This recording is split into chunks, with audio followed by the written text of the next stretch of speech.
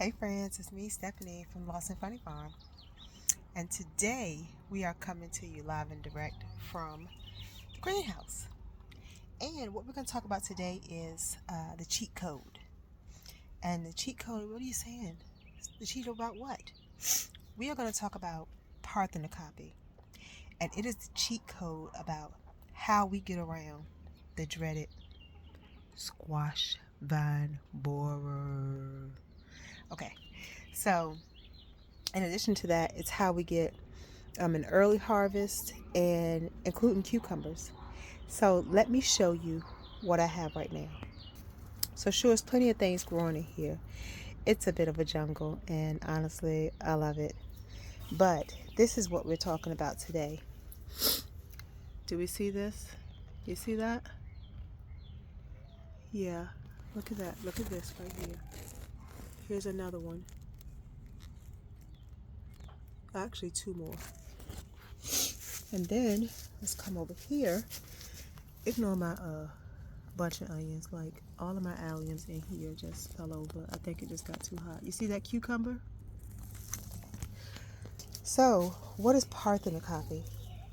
Parthenocarpic is a trait found in nature, and what it means is that some of your plants can persist in the absence of pollination, meaning I keep my greenhouse closed so that I don't come in here and find bees and wasps. I did tell you about wasps, right? They will steal your social security number and ruin your credit. Watch out for the wasps. Anyway, here I am on a tangent again. So while I have my greenhouse closed, y'all know I mostly have the screen down at this time of year, and I put the plastic layer down when it's cool outside. But the screen allows me to still get proper airflow, not let it get too hot in here. It still gets very warm in here, but again, it does allow for airflow and to alleviate a great deal of the heat. However, again, parthenocarpic is a trait found in nature. And what am I doing? Okay, so what that means is that your plants, every flower that comes up is going to be female. So this is, just see it again. This is a Dunja squash, and look, y'all, it's in a tall 3-gallon grow bag so that it has some space for the roots to grow down. It's mulched in with the straw boss that I've been using, and it is growing just fine in here. It's warm in here for the most part, but again, every flower is female. Now, every now and then, you're going to end up with a flower like this, a random male flower. So that is something that's part of its genetic makeup. But again, parthenocarpic, found in nature. So every flower that comes up, well, mostly every flower that comes up will be a female, and you will see the fruit right behind it, which is what I just showed you. No pollinators are in here. I have tomatoes and peppers in here because tomatoes and peppers are pollinated by vibration, which means they sort of don't need a pollinator. If you come in here and just shake your plants, your peppers and your tomatoes, most of all your nightshades have the female and male parts in the same flower. So what pollinators do, what bees do, and other pollinators do when they come to your peppers and tomato plants, and your nightshades in general, their vibration is what is pollinating. They're shaking the pollen from the male part into the female part. That is what's pollinating your tomatoes and your peppers and your other nightshades. They're not really moving pollen from one flower to the other like they do for your other squashes and zucchinis and some of your other cucurbits that have male and female flowers. So the parthenocarpic trait has been bred out to be prevalent in some varieties, so that instead of being hit or miss, like this might have a parthenocarpic trait that will show itself. So you might get a fruit that shows up on your plant if you buy the seeds that have been bred out to express the parthenocarpic trait, you can have just about I'm sorry, not just about, you will be guaranteed to get a harvest from that particular plant.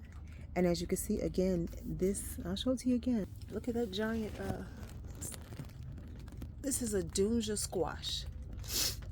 Okay, so this is parthenocarpic, and you see the other, this flower is about to come up, but you see the squash behind it, including this one, the squash behind it. Again, every now and then you'll get a male flower, but really it's prevalent. This is a parthenocarpic plant, seeds that I bought on purpose so that I could grow them in the greenhouse undercover. Because it's warmer in here, I've been able to plant this way earlier than what I planted out in the garden. So I still do have your standard squashes and zucchinis out there, the honey boat, the honey nut, black beauty. Those are growing out in the garden proper. So, but to ensure that I got something, because last year, Mr. SVB, you know who I'm talking about, squash vine borer, I'm talking about you. They got me. My plants were getting big and beautiful, and the leaves were just immaculate. We didn't have any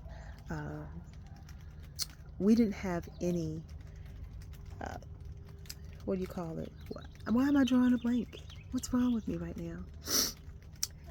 We didn't have any powdery mildew on our leaves. We really went out of our way to try to water at the base of our plants. I don't do irrigation, I hand water, so that was easier. I have no control over the rain. I know I'm amazing like that, but I don't control the weather. So my amazing has its limitations.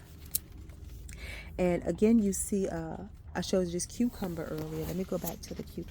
So there are 2 parthenocarpic cucumber plants in here, planted right along with my bunch of onions, or the scallions actually.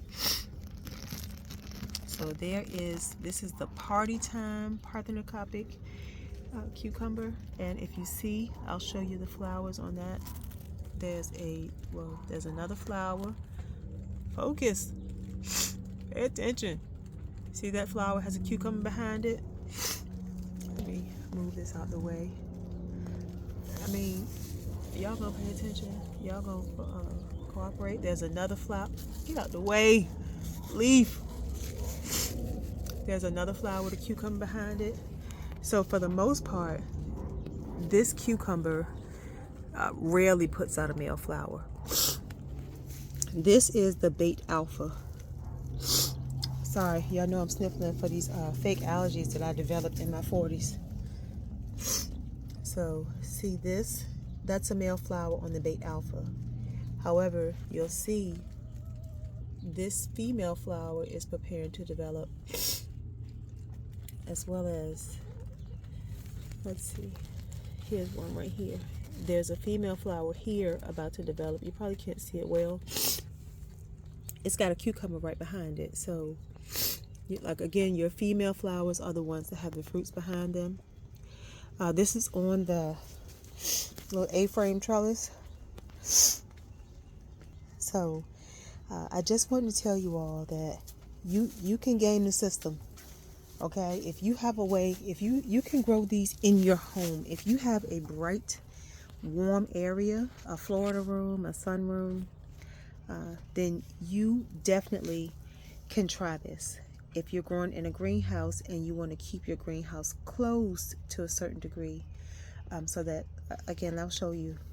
See that? The screen is down. I mean, it's unzipped right this minute because I'm sort of in and out. But the screen is mostly, actually, if I'm not in this room. Even when I'm in here, I keep the screen zipped up so that nothing flies in and tries to steal my social security number. I'm talking about you wasps. Anyway, again, I think you all should give this a try, especially if you have the pest pressure that we have here in Virginia with SVB. Yeah, it's not Law and Order. squash and zucchini. Anyway, give this a try, because I mean, what's the worst that's going to happen? You're going to get an actual amazing plant with some actual incredible squashes and zucchinis growing, and not have a dreaded little bug fly on your plant and destroy everything you worked hard for in a few moments. Try it. Anyway, don't forget to like, share, and subscribe. Share this video. Let somebody else know that there is a way that you can have a successful, decent harvest of squashes and zucchini without a bug laying its eggs at the base of your plants and destroying it from the inside out. So we're going to follow this plant, but as you can see, it already has a large squash growing on it. I'm going to follow these 2 cucumbers so that you can see how they're doing. Again, this room is just about 100% closed up, whether I'm in it or not, whether I'm home or not. We keep this closed up so that we can have success. Now, I will show you, I have another cucumber here that are, look at that, that's a lemon cucumber. Get out of the way, leaf. Look, heavens to Murgatroyd. So if you see, you got a fruit, and the flowers drying up, getting crusty, preparing to fall off. So that means we have pollination. Now, what's in here? Probably these little beetles. They look like, they're orange. They look like ladybugs. They're not ladybugs, y'all. They're not even man bugs. These are Japanese, not those same Japanese beetles. They're an Asian beetle. Let me not say Japanese. They're an Asian beetle that was released into the United States to help farmers eradicate the aphid population. Well, they released this beetle, right? It's so cute. It's orange. It looks just like a ladybug. And sure, it helped out, but just like the kudzu situation, where we had this plant that looked so cute and it was such a prolific grower and it ate the south, this little Asian beetle is doing the same thing. It reproduces rapidly, and sure, it eats the aphids, but it's also spending a lot of time, again, reproducing, and at some point, I would imagine it's going to outcompete and steal the food source from other of our good beneficial bugs that also eat aphids. Like, I don't know what my ladybugs would eat, because these Asian beetles are eating everything, eating their food source rather. But anyway, here I go off on a tangent. Y'all know me, I cannot stay on topic to save a cucumber's life. Try parthenocarpic seeds. Look it up. See what you got. It's squash and zucchini or cucumbers. You know your cucurbits will germinate super fast. Put them seeds in some soil. Put them in a seed starting cell. Get them started. Get them growing. Put them in the ground. Put them in a grow bag. Put them in your garden raised beds. Put them in your elevated bed. I mean, I've got one growing in my. There's one. So these are the micro tomatoes, the orange hats. There's some basil, some patio peppers, and it's a patio pepper here, and a mini bell pepper, and there is a banana pepper there. But right here, we have another excuse me, zucchini growing. Parthenocarpic, you're going to get something. Even if you only get one, if you get one squash or one zucchini, you're ahead of the game. You grew it undercover, and you know you can up your odds by just growing more plants. That's a thing. That's a thing. Yeah, I'm closing this up. That zipper you hearing is me. I'm all up in y'all face like this. I don't know. I'm in it now. Give it a shot. Be a winner. Get a harvest for free. So try it out. Again, don't forget to like, share, and subscribe. And let me know if you try this, if you have tried it before, if you plan to try it. And if you've tried it before, I love to know. I'm very interested in knowing how that worked for you. If you got a harvest. And again, we're going to follow these cucumbers and these squash for the rest of the season until they have matured. And then we'll talk about that again. Anyway, until next time, Stephanie from Lost and Funny Farm. Thanks for joining me, and I will see you all in the next video.